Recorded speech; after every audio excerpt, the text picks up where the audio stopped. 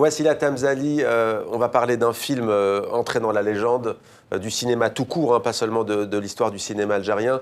Bien entendu, Omar Gatlato de Merzak Alwash. Pourquoi d'abord, dites-nous, pourquoi cette œuvre est devenue incontournable? Elle est toujours contemporaine, elle est toujours d'actualité? Parce que j'ai écrit un livre. C'est ça. Non, non. Cela dit, vous l'avez accompagné, c'est vrai. Non, la première édition de ce livre, c'est 1979. Le film est sorti en oui, quelle année? Oui. Le film est sorti en 76. Ouais, donc vous l'avez quand même très sérieusement popularisé. Tout à fait, tout à fait. Écoutez, je crois que... D'abord, c'est un très beau film. En dehors de tout, comme c'est un hommage au cinéma, comme vous dites, un hommage à la danse. C'est un trait de génie de Merzak Alwash, qui est pour son premier film, de mettre la caméra face à son héros, de le laisser parler. Et pendant tout le film, nous sommes accompagnés par sa voix. Il nous raconte l'histoire. C'est absolument génial de la part de Merzak. Et sur le plan... alors, moi, vous savez que je pense que l'art est très politique. Hein. Et sur le plan politique, alors, c'est 76, c'est vraiment la sortie, si vous voulez, du post-colonialisme. C'est la prise en main, mais qui n'a pas encore vraiment été un vrai succès ni une réussite. La prise en main par les hommes et les femmes de tous ces pays qui ont été décolonisés et qui vivent sous des chapes un peu nationalistes, chapes de plomb, avec toujours cette histoire de la guerre, de libération qui revient sans cesse.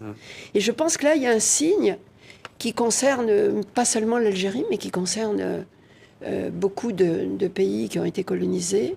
Peut-être la chance de tourner une page.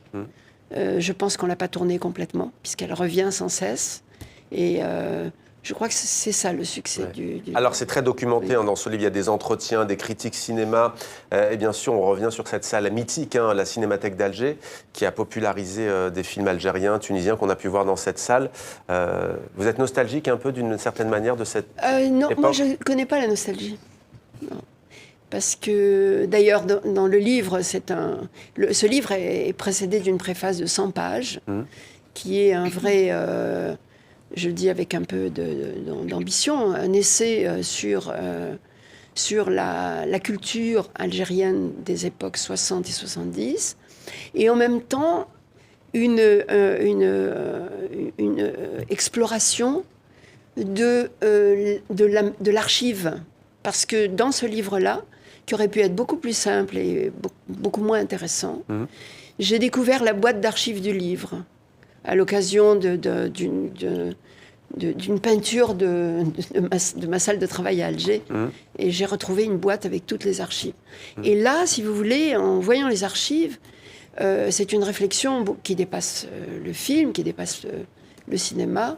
C'est, au fond, sur une boîte d'archives insignifiantes, de petites archives, et d'où, si vous voulez, la nécessité absolue, dans cette circonstance-là, dans ces circonstances-là, de faire un récit sur ces archives. C'est-à-dire que des archives comme ça, elles sont inarchivables. Elles n'ont aucun... C'est donner du sens à ces archives.